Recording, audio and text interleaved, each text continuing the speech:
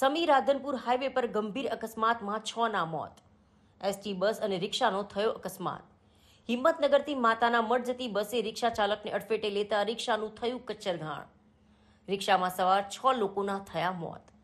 સમીના Vachraj hotel નજીક સર્જાયો અકસ્માત. ઘટના સ્થળે રાધનપુર ધારાસભ્ય લવિંગજી ઠાકોર તેમજ પાટણ એસપી પહોંચ્યા. તમામ ઘાયલોને નજીકની હોસ્પિટલમાં તેમજ વધુ સારવારની જરૂર પડે તો ઇમરજન્સી એમ્બ્યુલન્સ દ્વારા મોટી હોસ્પિટલમાં લઈ જવામાં આવશે. બસ આ તો ખૂબ જ કરુણ ઘટના કહી શકાય. ખૂબ જ કફોડી હાલતમાં એક્સિડન્ટ થયો છે.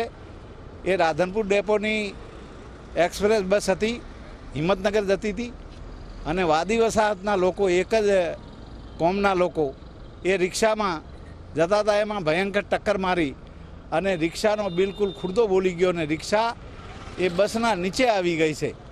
લોકો ઓળખાય નહીં એવી પરિસ્થિતિમાં 108 અમે બોલાવી લીધી હતી અને ક્રેન પણ બોલાવી છે, જેથી કરીને એ બસને ઊંચી કરીને રિક્ષામાંથી જે એમની બોડી, ડેડ બોડીઓ છે એને બહાર કાઢે અને એના જે પીએમ બીજું જે કાંઈ કરવાનો એ કરાવી અને સરકારશ્રીમાં જે સીએમ ફંડમાંથી જે રાહત ફંડ મળે છે સીએમનો, એના પરિવારને એવા મેં 6ના એના નામ જોગ જાણીને લેટર લખીને એને એ સહાય સીએમ ફંડમાંથી મળે એવી હું કોશિશ કરું છું. વારંવાર આવા એસટી ડ્રાઈવરો દ્વારા અકસ્માત કરવામાં આવે છે અને તેનો ભોગ ક્યાંક ને ક્યાંક સામાન્ય લોકો બને છે. તમે શું કહી રહ્યા છો આ બાબતે? આ ખૂબ જ નિંદનીય વાત છે. મેં સરકારશ્રીનો આભાર માન્યો હતો કે વારે વારે અવારનવાર આવા એક્સિડન્ટો થાય છે. કેમ કે આ જે રાધનપુરથી ચાણસ્મા રોડ એ 4 લાઇન બનાવવો જોઈએ, પણ મારી અવારનવાર રજૂઆતને ધ્યાનમાં લઈને સીએમ સાહેબે આ 4 લાઇન રાધનપુરથી ચાણસ્મા 4 લાઇન મંજૂર કર્યો છે. એટલે હવેથી આવા એક્સિડન્ટો નહીં થાય, કારણ કે આ પણ થોડુંક એનો ભાગ હોઈ શકે, કારણ કે રોડ સાંકડો છે અને એના લેવાથી આ થયું હોય કદાચ.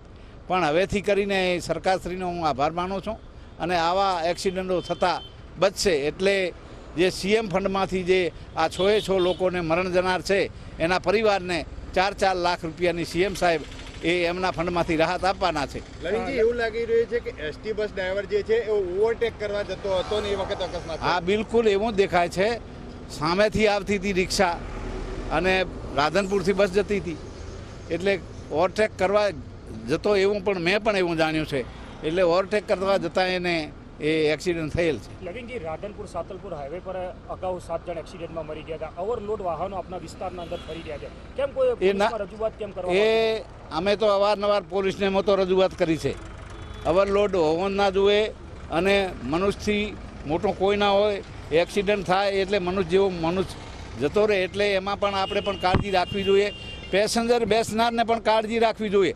એ તો એની રોજીરોટી સારું છે ને ગમે એટલા ભરે, પણ આપણે બેસવું ના જોઈએ.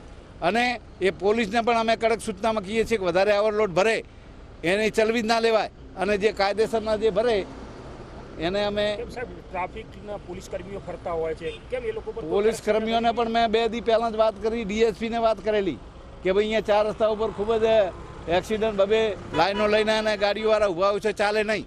એટલે મહેરબાની કરીને આ વિસ્તારને તમારે સજાગ રહી અને કાળજી લેવી જોઈએ, જેથી કરીને આવા એક્સિડન્ટો થતાં અટકે.